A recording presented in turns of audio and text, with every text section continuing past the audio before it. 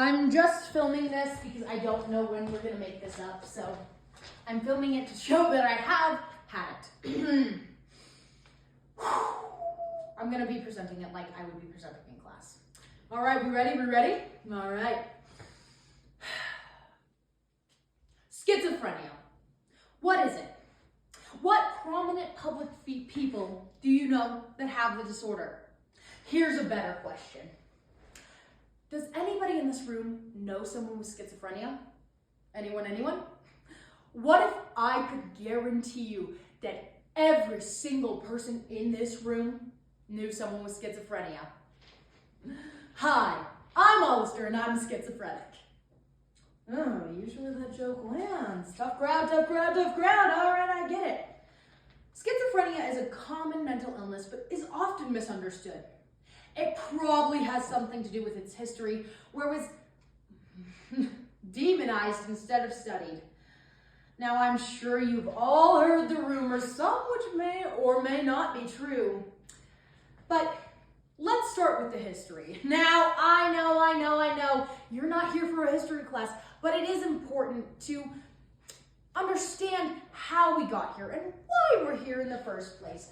Now, I am about to butcher a name, so bear with me for a second. According to Asenjblenski from the National Medical Library, schizophrenia has been identified in the general public for a long time, but before it got its name, it was known as mania or general insanity. Later on, it did get its name, but shared a disorder with DID or dissociative identity disorder, that's a mouthful, or what is most commonly known as split personality disorder.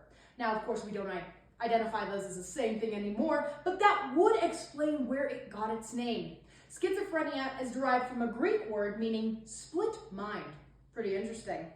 Now, when you think of schizophrenia, you may or may not think of paranoid schizophrenia, but what you might not think of is the 5 other types of schizophrenia or the behavioral disorder that is showing traits of schizophrenia. But even though it has a pretty rocky history, we still do know some things. But let's play a game.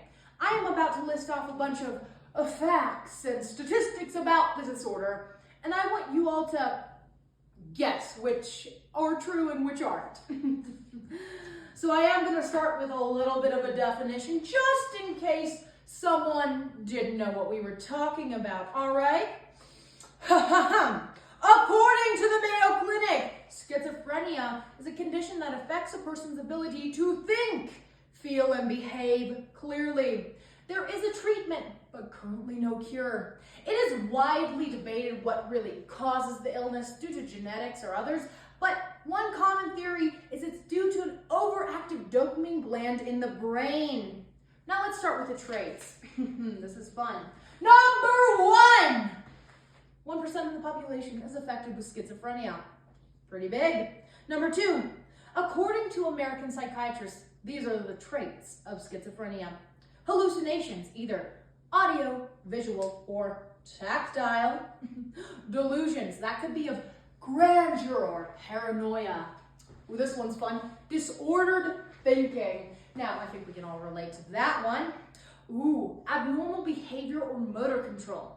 This one's fun. It could be like pacing around a room, rocking back and forth, or my personal favorite, laughing uncontrollably. Ooh, and negative symptoms. This is anything that takes away from a person's ability to be normal. It could be lack of emotional or physical response to a painful situation, or just staring off into the distance. Ooh, this one's real fun. 3, according to Daniel C. Javits, these are the common traits of schizophrenia you can spot in the wild.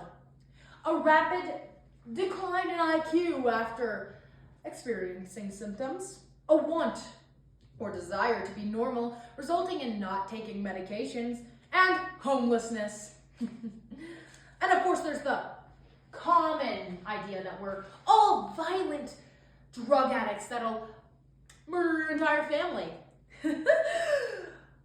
How fun. So does anyone have any guesses? Ready? The answer is, technically all of these could be true, except for the 1% thing. That is a verified fact.